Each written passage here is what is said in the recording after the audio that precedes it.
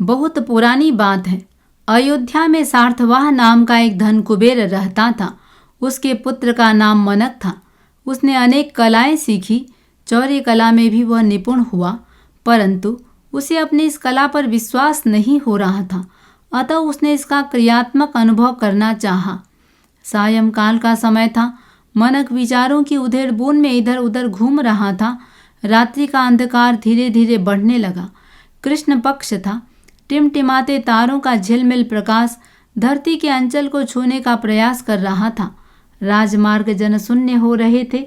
उसने देखा उसका परम मित्र अंगद हाथ में चाबियों का गुच्छा लिए आ रहा है।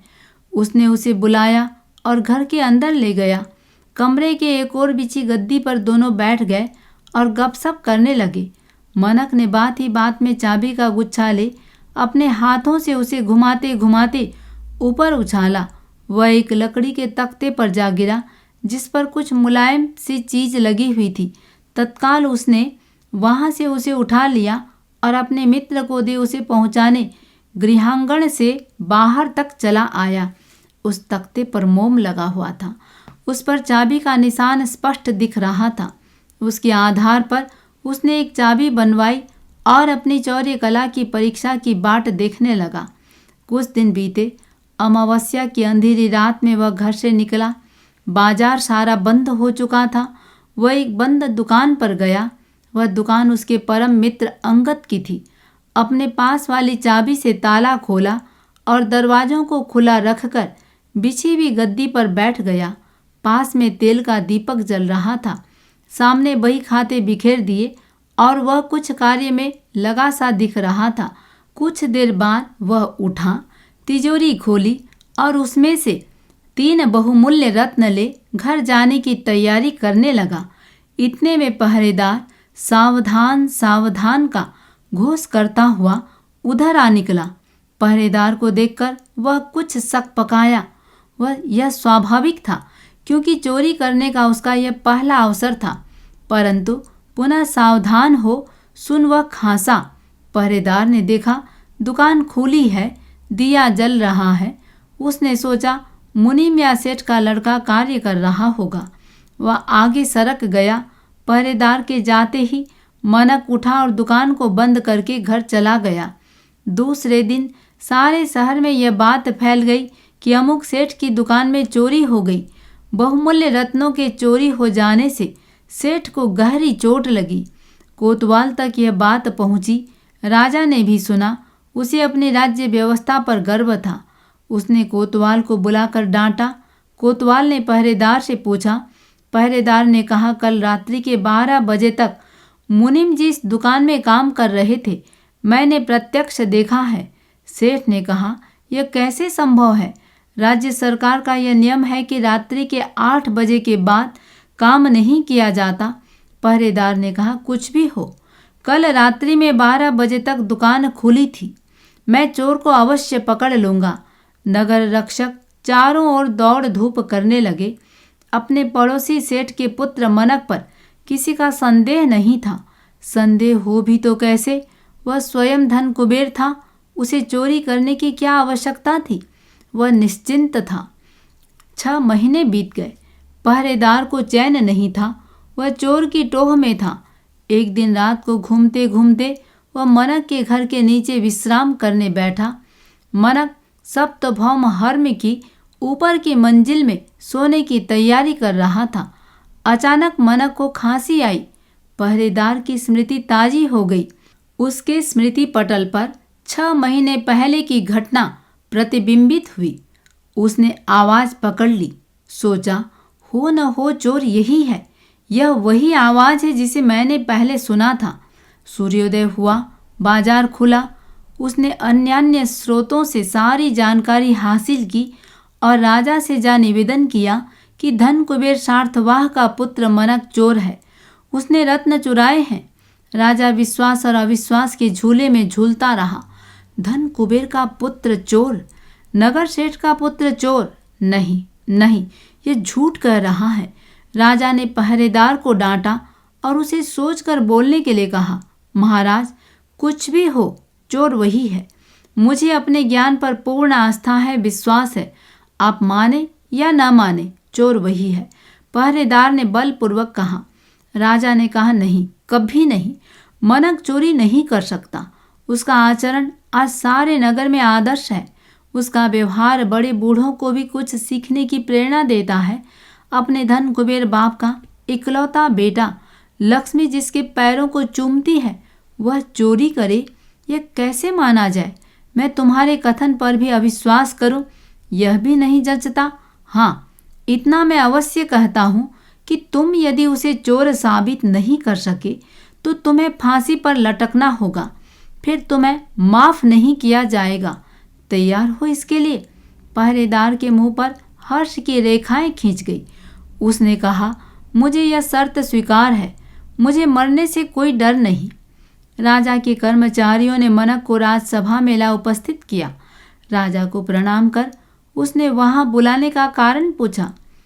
राजा ने कहा, तुम पर चोरी का अभियोग है, क्या तुमने चोरी की है? मनक ने कहा, महाराज, आप कैसी बातें करते हैं? मेरी 7 पीढ़ियां आपसे छिपी नहीं, मेरा ऐश्वर्य भी आपसे छिपा नहीं। मैं चोरी क्यों करूँगा? आपको किसी ने बहकाया है। राजा ने कहा, मनक, मैं जानता हूँ तुम अभिजात कुल के हो, परंतु इस पहरेदार। राजा बोलते बोलते रुका। मनक ने कहा, मैं स्पष्ट कहता हूँ, मैंने चोरी नहीं की। इस पर भी यदि आपको विश्वास नहीं होता तो मैं आप जैसा कहें वैसा करने के लिए तैयार हूँ, परंतु आपको ध्यान में रहे, मैं नगर श्रेष्ठ का पुत्र हूँ। यदि अभियोग झूठा साबित हो गया तो, राजा ने बीच में ही कहा, पहरेदार को फांसी पर लटकना पड़ेगा। राजा को पुनः अविश्वास ने आ घेरा। उसने मन ही मन में सोचा, मनक सच कह रहा है, पहरेदार झूठा है। यदि अभियोग साबित नहीं हुआ तो मेरे सम्मान को भी ठेस लगेगी। पहरेदार के चेहरे पर भी विश्वास की रेखाएं प्रस्फुटित थी। मनक भी अपने कथन पर दृढ़ था। अंत में यह तय हुआ कि आगामी पूर्णिमा को देवी दुर्गा के स्थान पर धीज कराई जाए। सभी ने यह बात मान ली।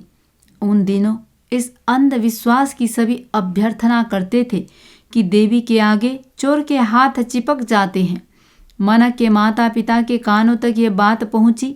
पिता ने उसे नरम गरम शब्दों में समझाया, परंतु मनक यही कहता गया, मैंने चोरी नहीं की। माँ ने कहा, बेटे, अभी कुछ नहीं बिगड़ा है। लक्ष्मी अपनी चेटी है। धन के सामने कौन नहीं झुकता। अब भी तू सच कह दे, तेरा बाल भी बांका नहीं होगा। मैं इस अभियोग से तुझे निकाल दूंगी, इस कलंक से तुझे उबाल लूंगी। तुझे धीज करनी होगी। दुर्गा देवी का चमत्कार तुझसे छिपा नहीं है। चोर के हाथ वहां चिपक जाते हैं सबके सामने। क्या तू सारे वंश को लज्जित करेगा? बोल बेटे, सच सच कह दे, क्या तूने चोरी की है? माता की ममता रो रही थी। वह विविध प्रयत्न से अपने लाडले पुत्र को समझा रही थी, किंतु सब व्यर्थ। मनक ने हंसते हुए माँ से कहा, माँ, तुम चिंता क्यों करती हो? सांच को आँच नहीं, मैं सही मार्ग पर हूँ। तुम मेरा इतना अविश्वास क्यों करती हो? मैंने चोरी नहीं की, मैं धीज करूँगा। पूर्णिमा का दिन सारे शहर में हलचल सी हो रही थी। बड़े बूढ़े, बालक, युवा, स्त्री, पुरुष सभी देवी के मंदिर की ओर जा रहे थे। सारे मार्ग जनाकीर्ण थे। देखते देखते मंदिर के पास अपार जन समूह एकत्रित हो गया। 5-5, 10-10 के समूहों में लोग कानाफूसी कर रहे थे। मनक के चोर होने का किसी को विश्वास नहीं था। समय का चक्र घूमा। प्रतीक्षा के क्षण लंबे होते हैं। क्षण बीते, घंटे बीते, मध्यम का समय आया। मनक धीज की तैयारी कर रहा था। वह माँ के पास गया, प्रणाम कर कहा, माँ, मैं धीज करने जा रहा हूँ, मेरी एक बात मानोगी? क्यों नहीं बेटा, कह, शीघ्र कह, तेरे लिए मैं सर्वस्व न्यौछावर कर दूंगी। बोल बेटा बोल। माँ, आज मुझसे स्तनपान करने की भावना जागृत हुई है। तुम मुझे क्षण भर के लिए स्तनपान करा। बेटे की इस विचित्र भावना से माँ को झुंझलाहट हुई। उसने कहा, क्या पागलपन है, क्या बचपना है, अवस्था का भी तो ख्याल रख। बेटा, तू चतुर है, ऐसी बातें शोभा नहीं देती। माँ, आज इस उत्कट भावना को पूरी करना ही पड़ेगा। माँ, देर हो रही है, मुझे इनकार मत कर। माँ ने उसकी इच्छा पूरी की। स्तनपान कर वह वहाँ से द्रुत गति से देवी के मंदिर की ओर चल पड़ा। माँ ने अपनी अजस्र अश्रुधारा के बीच उसे विदा किया। एक ही धुन में वह चला जा रहा था। उसे अपने कला कौशल पर पूरा भरोसा था। कुछ ही क्षणों में वह मंदिर के पास जा पहुंचा। लोगों ने उसे देखा। राजा, अमात्य, पुरोहित, नगर के गणमान्य व्यक्ति उपस्थित थे। राजा ने कहा, मनक, अब भी समय है। व्यर्थ ही अपने को संकट में मत डाल। तू अपना अभियोग स्वीकार कर ले। इस देवी को साधारण मत समझ। हाथ चिपक गए तो तेरा सारा वंश कलंकित होगा। अब भी चेत जा। मुझे विश्वास है कि तू हठ के श्रृंग से उतरकर सत्य के समतल पर आ जाएगा। मनक ने गंभीर होते हुए कहा, माफ करे, जो कार्य मैंने किया ही नहीं उसे कैसे स्वीकार कर लूं? अपनी आत्मा को धोखा दूं? नहीं महाराज, यह कभी नहीं होगा। मैं धीस करने के लिए तैयार हूँ। संकल्प दौर्बल्य का पाठ मैंने सीखा ही नहीं। वह ऊंचे स्थान पर बने एक मंच पर जा खड़ा हुआ। उसने देखा सामने ही नगर के नामी सेठ, साहूकार, मंत्री, राजकर्मचारी, निर्धन, धनवान व्यक्ति सब बैठे हैं। उच्च स्वर से जनता को संबोधित करते हुए उसने कहा, साथियों, मुझ पर चोरी का झूठा अभियोग लगाया गया है। मैं आपके सामने धीस करने के लिए उपस्थित हुआ हूँ। देवी की ओर मुड़कर कहा, देवी भवानी, तू सब जानती है। मैं ये दोनों हाथ तेरी इस वेदी पर रखकर कहता हूँ कि माँ का स्तनपान करने के पश्चात मैंने चोरी नहीं की। यदि चोरी की हो तो मेरे ये दोनों हाथ यहाँ चिपक जाएं। लोगों ने सुना। सभी एकटक उसको देख रहे थे। भावों का आरोह अवरोह स्पष्ट दिख रहा था। मनक देवी की वेदी पर 5-6 क्षण हाथ रखे रहा। फिर मुड़कर राजा से कहा, यदि कहें तो हाथ उठा लूं या आज्ञा दे तो इन्हें और कुछ देर टिकाए रखूं? समय बीत चुका था। राजा ने कहा, हाथ ऊपर उठाओ। सबके देखते देखते उसने अपने दोनों हाथ ऊपर उठा लिए। हाथ नहीं चिपके। वह निर्दोष साबित हुआ। लोगों में खुशी छा गई। मनक का परिवार हर्ष विभोर हो उठा। सभी अपने अपने घर की ओर वापस जा रहे थे। पहरेदार का मुंह ढीला पड़ गया था। वह जमीन में गड़ा जा रहा था। मृत्यु के क्षणों का नैकट्य उसे भयभीत किए हुए था। आसन्न मृत्यु के आतंक से कौन अवसन्न नहीं हो जाता। वह एक शब्द भी नहीं बोल सका। उसे देवी पर जो विश्वास था वह भी उठ गया। वह थर थर कांप रहा था। आंखों के सामने फांसी का झूलता हुआ फंदा नाच रहा था। सूली की अति तीक्ष्ण नोक उसके कोमल कठोर मन को बींध रही थी। अजस अश्रुधारा से नयन धुंधला गए थे। उसने राजा से क्षमा याचना की। राजा का मन दुविधा में छटपटा रहा था। नगर सेठ के पुत्र पर लगाया गया झूठा आरोप उसे मर्माहत कर रहा था। आग्नेय नेत्र से पहरेदार को घूरते हुए उसने उसकी याचना ठुकरा दी। किंतु मनक ने अपने पिता से कहलवा दिया कि पहरेदार को जीवन दान दे दिया जाए।